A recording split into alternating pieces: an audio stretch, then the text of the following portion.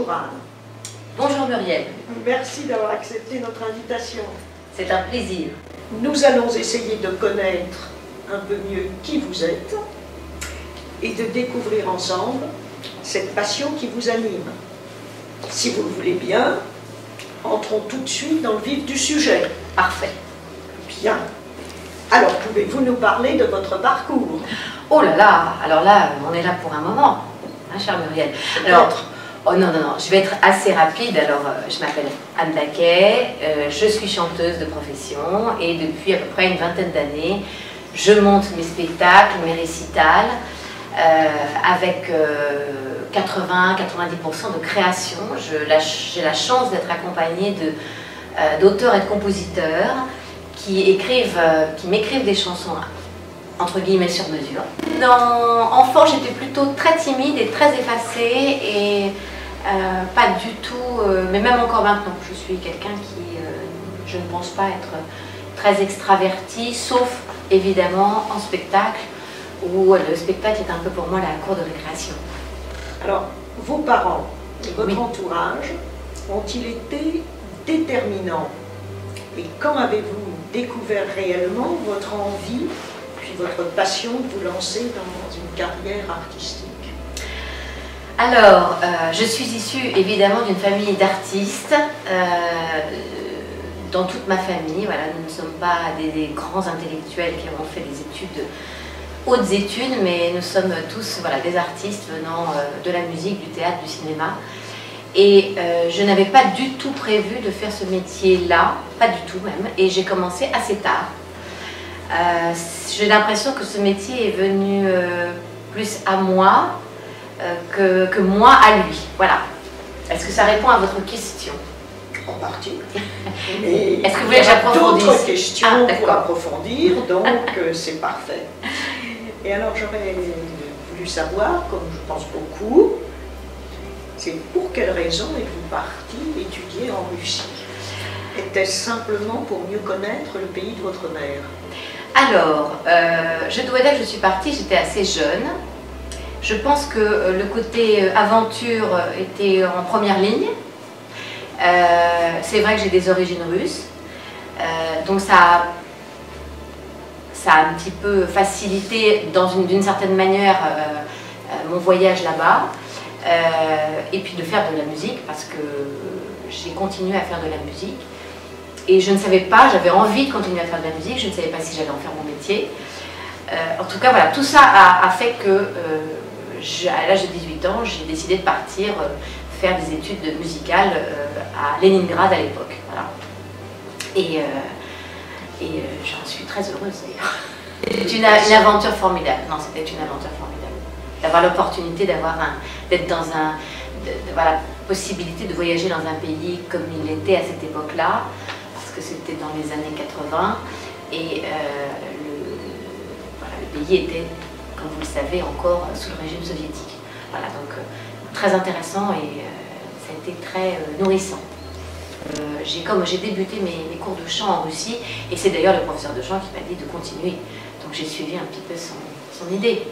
Et j'ai travaillé assez rapidement.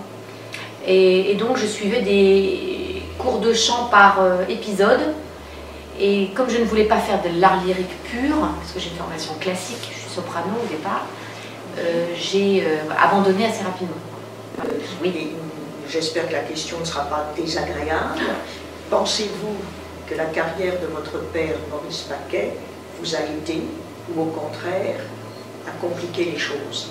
Alors, je pense que d'être, comme beaucoup le pensent, être fils d'artiste est un avantage. Je ne le pense pas au début du moins. Je pense qu'être fils d'artiste, on dit souvent, ah bah oui, son père ou sa mère, c'est pas facile parce que il y a un poids d'abord des parents et il faut prouver qu'on est capable de le faire. Et je pense que les parents, enfin moi du moins les miens, même ma mère qui était dans le milieu artistique aussi, elle était danseuse, n'ont pas aidé, n'ont pas empêché, mais n'ont pas aidé. Par contre, une fois que j'ai fait mes preuves, là, j'ai senti que, du moins mon père a commencé à, voilà, à en parler, à faire à m'aider sur certaines choses, point de vue artistique, point de vue rencontre, voilà. Mais les débuts, c'est nous sommes seuls, nous sommes quand même seuls. Hormis votre père, y a-t-il un artiste qui vous a fondamentalement marqué, voire servi d'ancrage? Alors moi j'ai eu deux, trois chocs de spectacles que j'ai vus. Alors c'est très étonnant parce que c'est deux personnages que je les ai jamais rencontrés d'ailleurs. C'est, vous allez sûrement connaître, ma chère Miel, c'est en allant au Théâtre de la Tempête, qui est donc à Vincennes. J'ai vu donc Ariane Mnouchkine, voilà, et je suis allée voir Philippe Caubert au théâtre dans ses one-man shows, et j'ai vraiment eu un choc théâtral très très important là.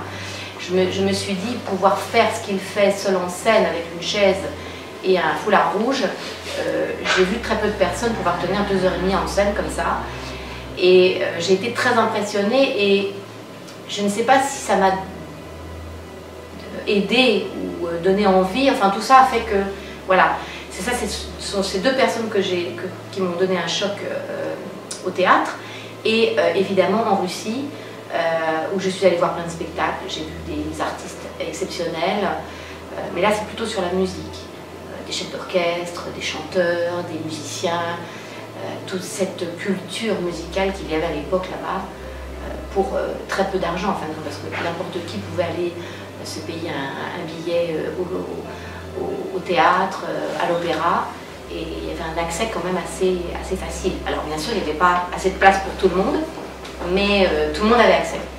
Comment décidez-vous du sujet de vos spectacles? Y retrouve-t-on toujours une part autobiographique? Comment marche votre inspiration? Car le plus souvent, vous vous appuyez sur des textes d'auteurs. Et alors, en partie, comment vous est venue l'idée de monter à vous seul, ou presque, un spectacle complet, chant, comédie, danse et humour?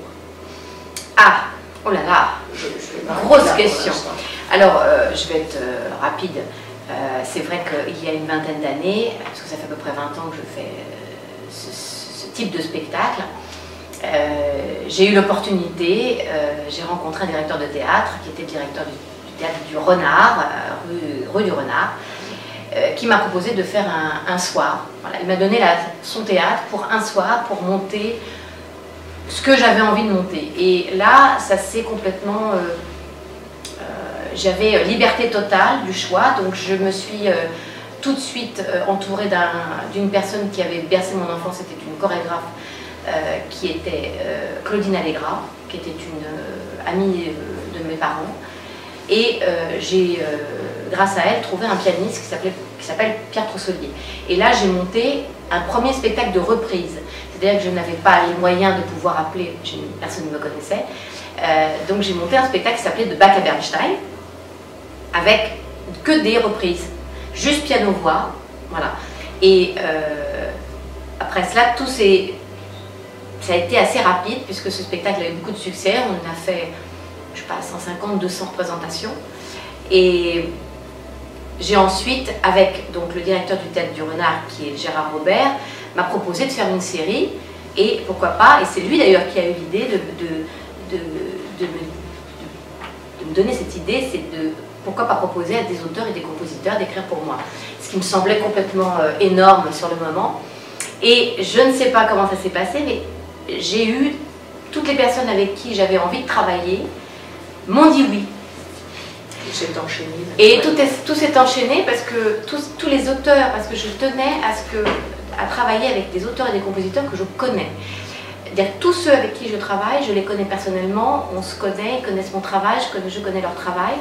Et j'ai toujours envie, parce que là justement je suis en train d'y travailler actuellement sur un nouveau, et je propose toujours aux auteurs et aux compositeurs de venir me voir en scène avant, parce qu'il faut que ça les inspire, parce que c'est très particulier ce que je fais, c'est de la création, c'est ni du classique, ni de la variété, ça évolue sur un plateau, j'évolue sur un plateau, je suis accompagnée que d'un pianiste, je suis un petit peu un ovni, alors je leur demande de venir voir le spectacle, et voilà, et de fil en aiguille.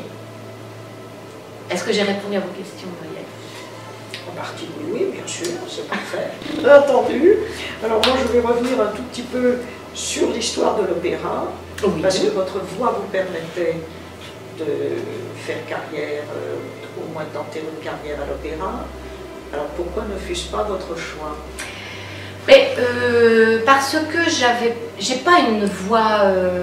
Moi, je considérais pas. Voilà, je considère l'opéra comme un art. C'est comme la danse classique pour moi. L'opéra et la danse classique sont au même niveau. C'est un art qui est pour moi l'art le plus difficile qu'il y ait dans l'art artistique. C'est personnel, peut-être. Mais la danse classique, comme l'opéra, je parle de l'opéra, voilà, dans le bel canto, l'opéra allemand, l'italien, enfin voilà. Et je pense que je n'avais pas la capacité à pouvoir chanter certaines œuvres qui pour moi faisaient partie du répertoire.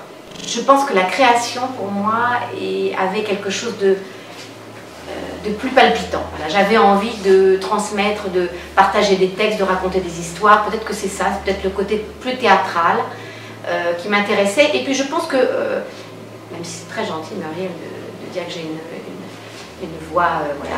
Mais c'est vrai. Je pense que vous êtes trop gentil. Non, je sais la mesure de mes capacités et je trouve qu'il y a des voix tellement extraordinaires que faire des reprises, la énième reprise de... Bon, moi j'aurais adoré chanter de Mozart. Peut-être que j'aurais pu chanter de Mozart. Mozart, j'adorais. Certaines choses.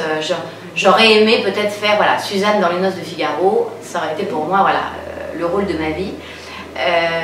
Bon, c'est pas fait, je ne regrette pas du tout. Mais je ne pense pas que, voilà, non, peut-être que le théâtre. C'est peut-être le théâtre et puis la création qui m'ont... Je trouve ça palpitant. Et puis de monter ces spectacles, c'est formidable d'avoir la possibilité de faire ça. Donc voilà, je pense que ça s'est vite, hop, j'ai vite bifurqué. Un spectacle que vous estimez au point, achevé. À partir de là, vous avez en partie répondu, combien de temps le présentez-vous? Et de quelle manière Gérard Robert intervient-il? Alors, Gérard Robert travaille avec moi depuis 20 ans maintenant. C'est mon œil extérieur capital, puisqu'il me fait travailler. Il fait de la mise en scène, puisqu'il a mis en scène le spectacle que je vais jouer au théâtre du Lucernaire avec mes petits camarades. Voilà, et il travaille avec moi en tant que comédienne. Voilà, donc on a un travail de texte. Moi, tous mes textes, avant de les chanter, je les travaille en tant que comédienne. C'est-à-dire que je dois en faire sortir, je dois pouvoir les dire sans musique. Voilà. Et ensuite, rentre la musique en jeu. Et c'est là où, voilà, c'est avec le travail, on arrive à aménager. Voilà, c'est ma méthode, c'est comme ça. Et Gérard donc, est là à toutes mes représentations. On note, j'ai des rectifications pratiquement à chaque représentation. Et le spectacle est prêt dans la mesure où il ne va plus changer. Après, je parle du changement dans le sens préparation, exécution. Après, chaque soir, avec chaque public différent, le spectacle est différent évidemment. Mais, et comme tous ces spectacles, je les donne au moins, à chaque fois, j'en ai pour une centaine de fois. Si c'est au minimum chaque spectacle, oui. Puisque il y en a un, je l'ai donné plus de 300 fois. Donc voilà, le spectacle est prêt, mais il faut un certain temps pour moi pour le monter. Ça se monte pas. Je dirais que le dernier m'a pris a été un peu plus rapide, c'est vrai, mais il faut compter. J'ai 2 mois de répétition, il y a 6 mois de préparation parce que je considère que la préparation commence avec le choix des textes, contacter les auteurs, contacter les compositeurs, voir les textes, recevoir les textes, les mettre de côté. Ensuite les prendre, les faire mettre en musique, reposer, enfin voilà, il y a une espèce de petite recette à observer. Donc au moins 1 an. Bon. Alors avant que nous passions justement à votre dernier spectacle, très réussi, parce que je l'ai déjà vu, et vraiment peut-être pour moi encore plus réussi que les autres. Alors duquel parlons-nous? Mais j'ai une petite question subsidiaire à poser avant. Oui. Qui est celle de savoir comment vous réagiriez si l'un de vos enfants voulait faire carrière lui aussi. ben moi, il n'y a aucun problème. Le tout est de... Bon, il s'avère que, a priori, non, puisque j'ai 2 enfants, qui ne se... Pour l'instant, mais ils sont jeunes, donc on ne peut pas le savoir. Moi, j'ai commencé assez tard. C'est pour ça que, méfions-nous, on peut toujours avoir un retour au naturel, du moins à la profession artistique, mais non, moi je n'empêche personne. Après, c'est un métier qui est très difficile, mais tous les métiers, je pense, sont actuellement très difficiles. Le métier artistique est difficile, alors après, il y en a qui sont plus ou moins difficiles. Je pense qu'être comédien actuellement, ça doit être terrible. La musique, avoir un bagage musical classique permet déjà on est déjà un petit peu moins nombreux parce qu'il y a quand même un certain nombre d'années d'études, il y a beaucoup de choses, c'est comme la danse classique, si tu n'as pas fait tant d'années, si tu n'as pas un minimum... voilà. La comédie, c'est encore un autre métier parce que le cinéma est là aussi, et le cinéma permet souvent à pas forcément de grands comédiens de pouvoir être exceptionnels à l'écran. Donc ce métier-là, je ne peux pas je peux pas en parler. Voilà. Vous n'avez pas été tenté par le cinéma? Ah, pas du tout, pas du tout. Attendre dans une caravane pendant des heures pour faire un... non, moi je pourrais pas. Je pense que c'est un métier extraordinaire, sûrement. Mais alors, attendre... Une répétition peut-être? Parce que si la prise est ratée, on recommence. Alors, oui, non, ça c'est pas... Je pense, mais ça je n'ai jamais... Non. Vous ne pouvez pas recommencer. Oui, mais je pense que, parce que le cinéma je ne le connais pas, j'en ai jamais fait. Donc jusqu'à présent, c'est encore un élément que je ne connais pas. Alors, avant de passer à la dernière question, vous semblez dire que le métier de comédien, de chanteur, serait plus difficile actuellement qu'au moment où vous avez démarré, vous? Oui, c'est parce que maintenant, le métier, il y a énormément de comédiens, beaucoup plus qu'avant, qui ont du talent. C'est comme les musiciens, il y a beaucoup de musiciens qui ont du talent. L'ouverture sur le monde est ouverte, donc il y a énormément de gens de l'étranger qui ont du talent, je parle en musique.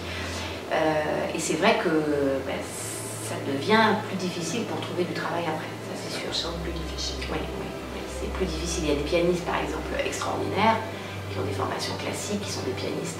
Il y a quelques années, tu sortais avec un prix de conservatoire, tu pouvais être pratiquement assuré d'avoir un travail. Maintenant, c'est plus compliqué. Oui, mais si on rebondit sur le premier prix de conservatoire, toutes ces dernières années, certes, ils nous ont sorti des pianistes, enfin, ou des instrumentistes absolument extraordinaires, mais surtout au piano, sauf qu'ils sont exceptionnels de virtuosité, mais il manque d'âme. Ah oui, alors après, c'est un des problèmes sans doute pour eux aussi, pour trouver du travail. Car en effet, les virtuoses, nous croulons sous les virtuoses, mais nous avons peu de véritables pianistes, au sens où ils vont nous redonner vraiment les émotions. On en a peu, même avec tous les prix de conservatoire que l'on peut imaginer. Oui, mais maintenant, je pense qu'actuellement, le talent n'est pas, n'est pas primordial pour faire une carrière. Il y a forcément des gens qui ont du talent.